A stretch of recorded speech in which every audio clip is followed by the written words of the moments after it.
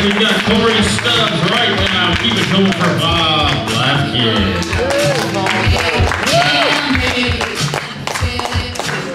All right, good evening, everybody. First of all, props to Dave and the rest of the crew here at Big Al's. They do a great job and we appreciate it. Thank you very much. Got a lot of open mics out here and it's nice to have a place to come out to. And thank all of you for being here tonight as well. I know there's a lot of choices here in Vegas on a Sunday night, and the fact that you chose to be here is, what the hell were you thinking? So I'm at the grocery store last night at 3 in the morning, wandering around aimlessly because that's how I roll. And something catches my eye, and I stop there for a second, and I call this kid over, and I said, "Do you see this?" And he says, "Yeah." And I said, "Are you sure it's legal to keep wild rice in captivity?" That's how my mind works. You never know. You know those inflatable stick figures that they have out in front of the stores to get your attention? Have you seen those inflatable things? The first time I saw one of those, I was driving by with my now ex-wife, and I said, "Why are they trying to attract customers with cerebral palsy?" And everyone had laughed at us, probably, "Oh shit, I shouldn't have laughed at that one." It's probably one of the reasons it's now my ex-wife as well. Now it's just me and the dog. I was walking the dog yesterday, and I live in this neighborhood, and near there's a psychiatric hospital or a mental, it's a nut house, that's what it is. And I'm walking by and I hear this very faint noise. There's a voice going, 13, 13, 13. I go, what the hell is that? So I walk a little bit closer and I can hear it more. 13, 13, 13. I go all the way around the building and there's about a 10-foot fence next to the house or the building. And there's a little hole in the building and I can hear 13, 13. So I go right up to the hole and I peek inside the hole. Just as I do, somebody pokes me right in the eye. I'm like, son of a bitch. As I'm walking away, I hear 14, 14. Oh my God.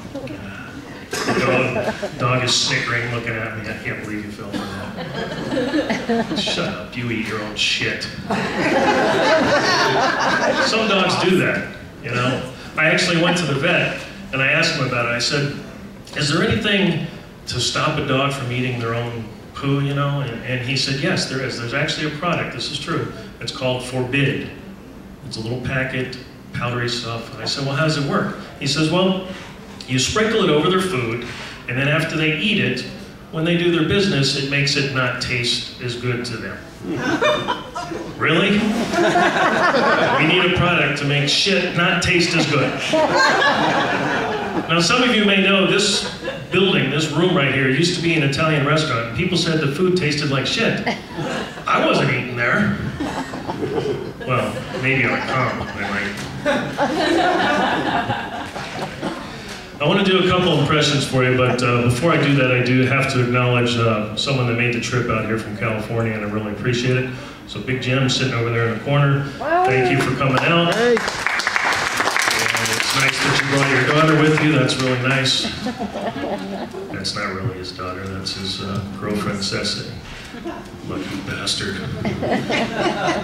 Goes home with her every night, I'm stuck with the damn dog. And sex with a dog is not really as exciting as you might think. Oh, come on, I use a condom, I'm not sick.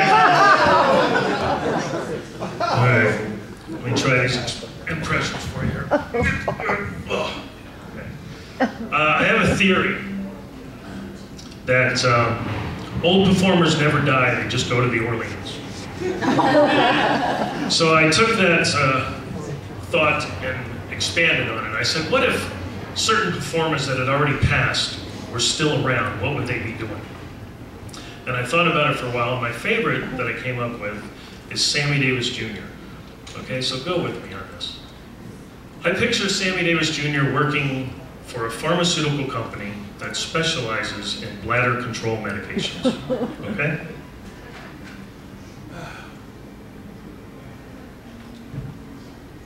All right, so this is Sammy Davis Jr.'s commercial for that bladder control medication.